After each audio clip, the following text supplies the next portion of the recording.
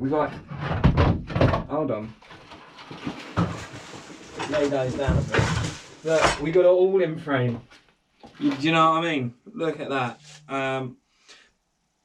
How's it going, guys? I've got some bits that turned up today, and some other bits that also turned up previously. One of them being I've got a hell braided oil line that goes from here to here. My thermostat's turned up, so I can attach that. And also my engine mounts, most importantly, I've ordered some E34 engine mounts. The reason why I ordered those is, let me get them and I'll show you. So I used these before. One of them's just gone a bit bad now, but I thought I'd get two brand new ones. Now, the usual E36 ones are like a hydraulic, I think it's a hydraulic, I think they're called hydraulic, but basically they move about and then they're to stop like and they like to dampen vibration from the engine. For some reason, even though the E34 ran the same engine, I think, I could be wrong, pretty sure it did, they put different engine mounts in it. So the E34 ones like this are like a solid engine mount, and they still have the offset threaded bits, which are good, because then it fits. But basically this means that the engine's not going to move about side to side as much, so basically it's almost like having a polybushed engine mount, but for like £8 instead of like however much. Now someone in the comments might be like, moan about what I'm saying, I don't know. I haven't really had any issues with it. They're a little bit softer, so they're not going to rattle the car as much, but they will stop you from losing as much horsepower and torque. And I think these are one of the reasons why my M50 ran sort of 200 brake horsepower on the, obviously they do it from the wheels and then do some sort of conversion thing, but I think these definitely helped with getting the power to the wheels. So you didn't lose as much, because there's all like those little things like that. Like I also had like the air, I bought one of the Mishimoto intake elbows for that, and obviously you get that and you compare that to a standard one. Like some people laugh, they're like, oh, that ain't gonna make much difference, is it? But the standard ones have like a rib inside of them where they're like flexy. So obviously if you've got a smooth silicone one, it's got a lot better airflow. Because people will be like, well, that ain't gonna make much difference. Yet they will still be like, oh, pull and polish your head. Do you know what I mean? Anyway, what we're doing today is we're assembling more of the head. Now I've already got one of the cams and all of the other stuff in. So we're going to be putting in the intake side, because I just done the exhaust side, because sometimes I need to do stuff without filming it and just get on with it a bit. Because I'm starting to feel a little bit more pushed with getting this all done. But it's all starting to come together. But there's things that I might not do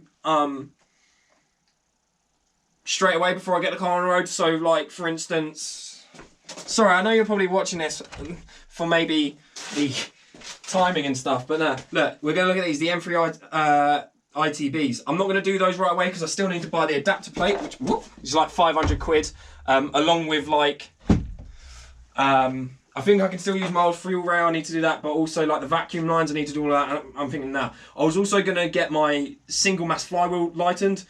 Can't bother to do that yet, I'll just do it another time. But, because I want to get the car back on the road now. Now that I've been accepted to a few shows and I've got some other events coming up, I want to do the car and do some drifting and stuff like that.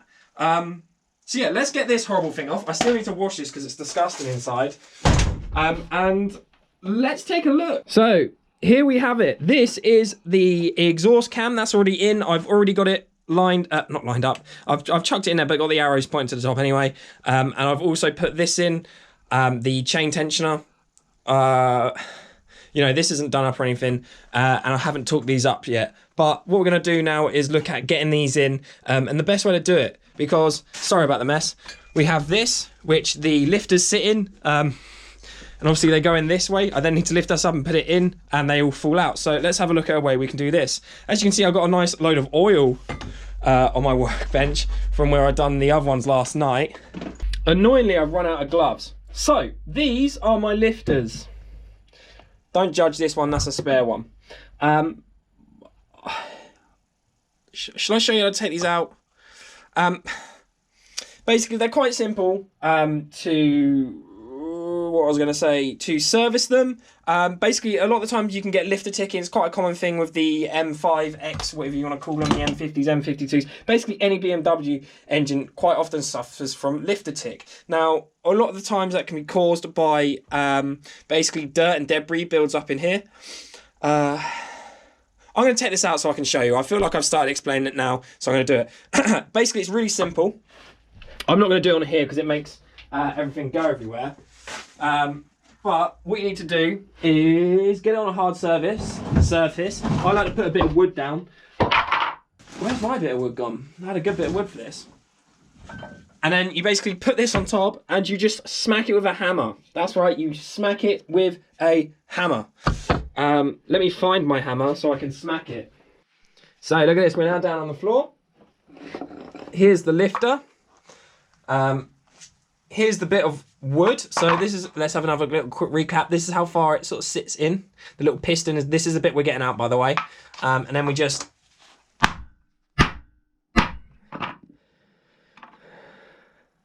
so it's started to come out a bit. Sometimes some have been easy to get out and some have been like a pain in the ass. So sometimes you can just hit it like 3 times and it'll be done. And then sometimes it takes quite a while. I sense this one might take a while. I'll push it in a little bit. Basically, there's like a little snap ring around the back of it, which locks it in. You just keep hitting it and it forces it out. Okay, so there we are. Oh, you finally got it. So this is the little piston. And if we pull it apart, we have a little spring in there. Empty that out like that. And then in here is like a little push valve. It's basically just like a little ball bearing inside that cap. I don't know whether I'll be able to pick up on the camera and it'll be able to see. But yeah, I mean, sorry, I have really shaky hands. But yeah, basically you have the little claspy bit in there which holds the ball bearing in. There's the ball bearing and there's a little hole. It then works out as a one-way sort of valve. Obviously then oil can go through it that way, but it then can't go back through it the other way. And basically what happens is you can see, I don't know, if you go back and watch the videos of how dirty this engine was inside and stuff, little bits of dirt and sort of just grease or whatever, you know, hardened oil gets all like stuck in there and clogs up that ball valve, which means it causes it to tick. And then what you need to do is basically just spray it through with disc brake cleaner with the little nozzle on the end. And it'll clean it out. You slide it up and then just put it back in. And then what you do, now I'm not 100% sure which is the best way to do this. It's a few things I read online. So as you can see, I've got these trays here, which actually have my other lifters in, because you're supposed to like bleed them. I probably shouldn't even be lifting it up like that. Why did I do that? Might damage it, but I did it gently. Don't worry, don't have a go at me, sorry. So what was I saying? So yeah, people either say soak them in oil for 24 hours. Now they've been in there for over 48 hours. Basically to bleed them out and get rid of any air, or you can put them in like a brake bleed kit and to build up the pressure in that and do it that way. I don't know. I mean, the engine's going to sit there and probably not run for a bit anyway, but I'm going to turn it all over with oil and stuff like that. So we'll see. Let's put these in. That's all we need to do now is just put these in. I say don't do that. Right, I'm going to use these gently. I hope no one shouts at me for this. I don't know whether I should be using pliers or not. I don't know. But I haven't got gloves and I'm even going to get my hands covered in oil. I mean, I've covered them. I've covered my hands in moisturiser. So hopefully it shouldn't be... Sorry, while I was putting these in, I don't think I actually realised. I don't think I actually properly said as to why they make the ticking noise. Basically what happens is that little piston, where it gets blocked up, it then gets stuck. And these get like really stiff. I could be completely wrong about this, but this is what I think it is. And they sort of get stuck. So as I've been taking these out, they haven't really been pressing up and down that very well. Some of them have just been stuck in place. So I think what happens is they get stuck and they sort of just like move up and down. There's sort of like a gap in between where they hit against, like, I don't know, the valve, like the top of the valve or something. And that's why they tick. I think that's right. Like I say, you know, I'm not a professional. I think stuff. So that's now done. what I'm now going to do is I'm going to go put a load of this assembly lube I got from Hack Engineering just over the top of the valves, and then we'll get this in place and I'll show you how I do that. Okay, so what we're going to do is grab some masking tape. Then what we do with the masking tape is we go, that sort of length. And then we, obviously as this is all coated in oil, everything's coated in oil, it means it doesn't stick and it slides. So you've got to hold the tension on the sides like that. Then we'll lift it up and then take it over to the engine and meet me over there. Okay, so I hope you guys can see this okay. So we're going to find out which way the holes go. Basically these, the ones at the front, the actual 2 holes are closer. So you can line them up and you go, oh no, I've got that round the wrong way. So we just spin it round. And then we make sure we're holding the tape tight. Go over like this. Line her up. And in it goes. Then what we do is from this side, just because there's more room, we then just pull these out. Let me go over here so you can see. Yeah, we literally just like this, pull it out. There you are. And that's in place. And that is that for the lifters. But I'm gonna move this.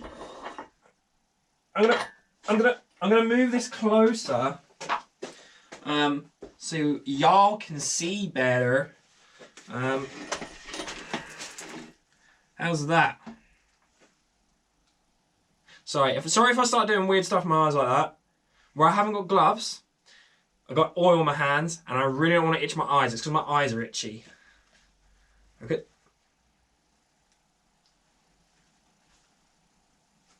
That works.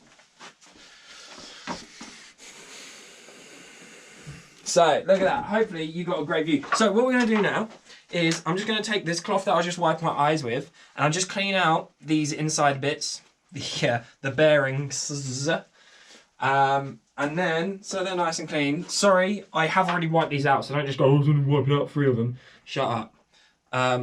I'm just going to get some of this assembly lube again, and we're just going to drizzle it over it. I will cover these in like oil anyway, and like I said, I'm going to turn the engine over by hand quite a bit. Well, a couple times before I put it in the car, and then when it's in the car, and then before I actually come to start it, I'll do that again. Let's just run a whole load, because I'm not really going to need it for anything else now. Yeah. Then what we're going to do is we're going to get the cam. Oh, I should also point out that the crank is already in the, what do you call it? The position.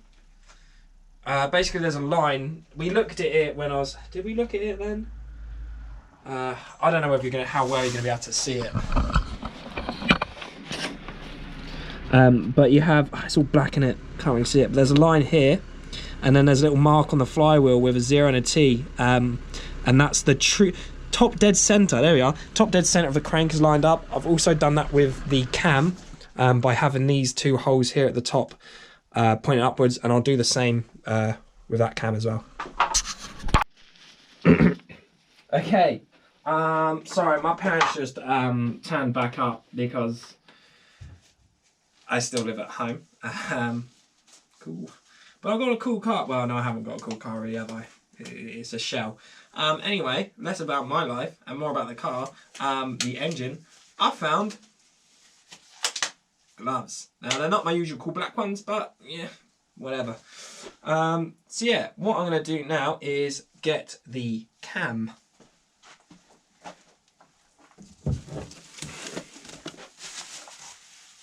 So, like I said about the two dots, at the top, this is going to be the same for this one. Now, if you do get confused and you can't remember which cam is which, I mean, even though this is different, obviously with like Vanos, you have the little hexagonal gear, or whatever it's called. And also it says E for intake, intake. Nah, it's spelled differently in German.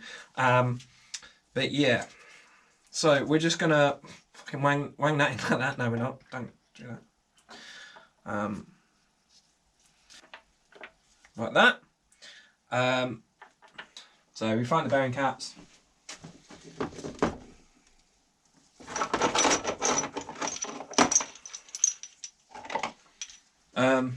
Now obviously you want to put the bearing caps back where they go, where they came from. Obviously this is made easy by the fact they are numbered and lettered.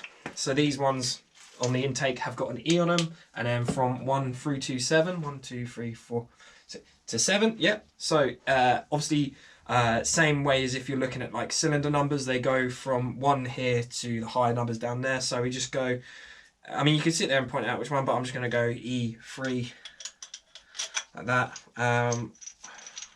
So they sit with the number and letter, so you read it this way. That's them in, and then what we're going to do is get the nuts. Now, like I said, I just work from the inside out, so I'm just going to start with E4 there. And if you watch the head gasket, I sort of similar, just doing these up, and when it comes to torquing will be the same. I do a rough sort of pattern, so I'll go like up in this corner here, and then I'll go over the opposite side and do down here. And move over to like this one. I don't know whether it makes a difference, but I do it anyway. Now this part is very important as to why we have everything in top dead center, because of the way it's going to be pushed down. So that could come over a bit more, but it doesn't matter. We're going to start from the inside, so number 3 again. Just going to get the 11mm, and just like a few turns at a time, we're just going to go down. I'm not going to do these up tight yet. I'm literally just holding it here, and when I feel resistance, that's when I stop. Right, now they're all done up, I'm just going to torque them up to, I'm following the Haynes manual on with the torque settings, and that says 15. So that's what I'm going to do them to. Okay, I'm doing more like 16, but whatever. So yeah, we'll start from this side again. Like I say, I'm just doing a similar pattern as to what I was doing with like the head gasket. Sometimes I get worried, like when you're doing up torque settings, I don't know if you do it before, but they just like, they don't feel like they're tight enough. These feel pretty good. And then obviously where there's pressure on these, with the valve springs and whatnot, I'm gonna just go, I'll go for them again, just to make sure that 15, because I mean if you do these ones up here, if I start off on doing this one and then there's like pressure over this side and it gets pushed down, it might loosen us a bit, so it's always good to just check them again. Cool, and then I'll do the rest and we'll look at putting the actual cogs on.